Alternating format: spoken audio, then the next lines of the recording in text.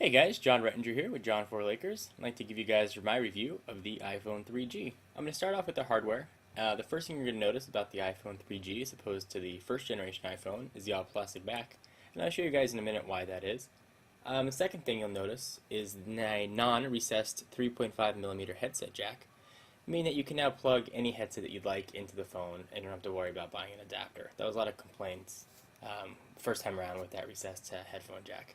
In fact, when Steve Jobs announced the iPhone 3G, he made a point to say that the headphone was no longer recessed. It shouldn't have been like that in the first place. On the back of it, you'll now notice there are two screws right there and there, which people are suggesting will make removing the battery a little bit easier, but as of now, it's still not a user-replaceable battery.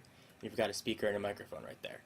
While we're on the speakerphone on this generation phone is very loud. Music on it comes across, it's about twice as loud as the first generation. When I watch a YouTube video or listen to music through the speaker here, I have to pull it all the way up to be able to hear it. Now, about halfway, and it's still very loud. So speaker volume was an issue on your first generation phone, and the iPhone 3G really takes care of that, and takes care of it very nicely. Now, probably the biggest change, not hardware-wise, is the addition of a 3G radio. And what people hear 3G thrown around all the time, what that stands for technically is third generation of wireless data. And what the iPhone uses is technology called HSDPA and UMTS. And that's just fancy talk for broadband-like speeds on your phone. To compare 3G to Edge, it's about 2.5 to 3.5 times as fast. And I'll give you guys a little demonstration of the speed in a couple minutes so you can see how quickly 3G really is. I'd say when you compare 3G to typical Wi-Fi on the iPhone, with the first generation had and the second generation had, it's about 2 or 3 seconds slower loading an intensive web page like ESPN, for example. So you really do get broadband-like speeds on your phone. Now I told you I'd mention the plastic back and why Apple went to plastic as opposed to aluminum. What plastic enables the phone to do is send and receive a clearer signal, meaning reception is better now. Wi-Fi reception is markedly better. I can go probably 20-30 feet farther now than I could with the first generation phone and still get a Wi-Fi signal. So that is a really a very nice addition. One other reason they went plastic is there's now a built-in GPS chip in the phone. And it's not just a typical GPS like you find in a car or most cell phones. Apple uses what's called assisted GPS. Now while it still does have a true GPS chip, meaning it sends a signal to satellite beams down your location, definitely does that as well. But it uses something called the assisted, like I mentioned earlier, and what that does, it uses cell towers and Wi-Fi hotspots to help triangulate your location. So that means you can get a better location, or a more exact location rather, a little bit quicker. If you're indoors, for example, and you don't have a direct view to the sky to get satellite reception, now you'll be able to know relatively close where you are, which is a really nice additional feature. As of now, there's still not a turn-by-turn application on the phone, like a Garmin or a Magellan GPS, but you do get built-in Google Maps, which the first generation phone had as well. So, there's some pros and cons of the phone.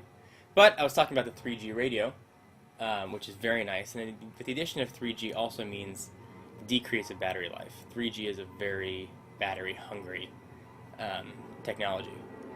Whereas with my first generation iPhone, I could get through the whole day with checking email every half hour, maybe 2 hours of phone calls, and pretty heavy internet use. By the end of the day, I probably have about 45-50% of my battery left.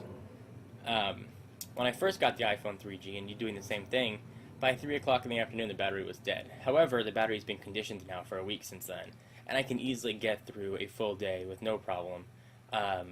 But instead of the percentage I had before, now at the end of the day I usually only have about 30% battery life. So there is a significant decrease, so be aware of that as well. One thing that Apple is offering as well, they had on the old phone, is capacities of 8 and 16 gigabytes. I went 16 gigabyte, you guys can't see but it's down there. Both available in a white or black in the 16 gig configurations. The 8 is just available in black. The white one looks really slick, by the way. Yeah, I checked it out and I really liked it, so definitely something to check out. So my review of the phone is if 3G is important to you, if you need a faster data, um, it can't be beat as far as browser-wise. I use internet a lot, so that was the big selling point for me. I don't use the GPS very much, but it's nice to have.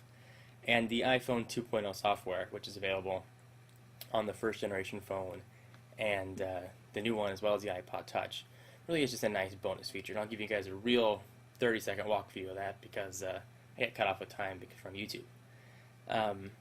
So, in conclusion, guys, before I show you the software stuff, if you need a phone that's 3G, you need a phone that has a GPS, I highly recommend this.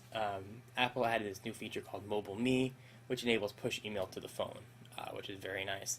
Which push means instead of having your phone check this network for messages, the messages are actually pushed directly to your phone. The difference between pull is what they call it when it checks, and pushes when it automatically gets sent to your phone. So guys, I really do enjoy the 3G iPhone. If you're in the US and you're a current iPhone owner or you are coming on a new contract, it's either $199 or $299 for the 8 or 16 gigabytes.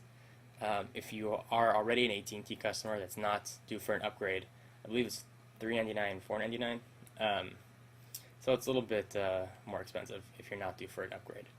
But if you're looking to make the move to AT&T and you want an iPhone, highly recommend the iPhone 3G. I have not been disappointed in the slightest with it. So that's my review. I'll show you guys a real quick walkthrough of the software. Alright, so here is the home screen of the new iPhone 3G. I'm going to do another video that's a full software walkthrough, but I want to show you guys this just very quickly. You'll notice that there's an addition of the App Store, which was not present on the first generation phone. And what that does is it lets you download legitimate third-party applications without having to jailbreak your phone, which is very nice. You can view by featured categories, top 25, all kinds of different features and different programs for you to choose from. A really welcome addition. I really like having it. So that's the App Store, and you can see some of the apps I've downloaded here. I've got AIM, a remote application to control your iTunes, Texas Hold'em, Box Office, Sudoku, Dial Zero, and Monkey Ball, which you guys all wanted me to download, so I did last night, and I'll do a review for you guys in a minute. So software-wise, it still looks the same. The push email is the only addition, but you can't really see that here. There's some new features like the calculator. When you turn it sideways, you get a full scientific one. You can now take screen captures of your screen, but nothing else revolutionary software-wise. So let me go ahead and give you guys a demonstration of the 3G radio. Alright guys, I turned off Wi-Fi, and I'm here with only 1 bar of 3G, so my 3G reception is not the best, but you'll get a sense of how quick it loads. I'm going to load up www.john4lakers.com, and we'll see how quickly that loads. You guys can probably track this there on your YouTube time. But there you see it's already started to load. And there you go, it's still loading a little bit, but it's pretty much done. Very quick. And that's it. So guys, this is my review of the 3G iPhone. Thank you all for watching. Be sure to check out the blog at www.john4lakers.com. Link in the sidebar, and be sure to support our sponsors. Thank you guys. Hope you have a nice afternoon, and I'll talk to you soon. Bye-bye.